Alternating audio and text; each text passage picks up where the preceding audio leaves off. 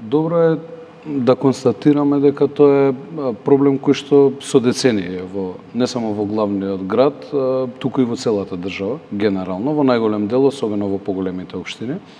И ова него велам денес од позиција на градоначалник на градот Скопје за себе си да се штитам од решенија потенцијални и така натаму или да барам изговори, ова го велам затоа што таква е состојбата со години наназад во главниот град. Но за разлика од минатото, сега започнуваме со чекори кои што на долг рок ќе ги решаваат процесите.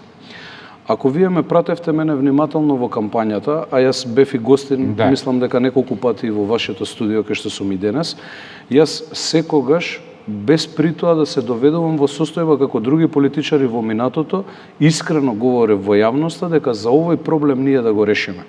Пред се ни треба волја, но ни требаат и конкретни чекори кои што нема преку ноќ да донесат решение.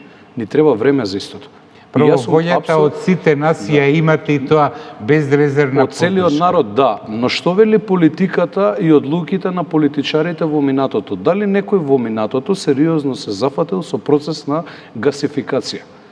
Или изградба на гасни централи за ние едно од жариштата, домаќинствата, кое што по сите студии е најголем загадувач, заедно со сите останати работи кои што влијаат во процесот, а тоа се индустриските капацитети, градилиштата, тоа е јавниот транспорт кој што не е во кондиција да нуди сериозна алтернатива се уште за жал за граѓаните, тоа се повеќе околности кои што влијаат на состојбата која што имаме денес.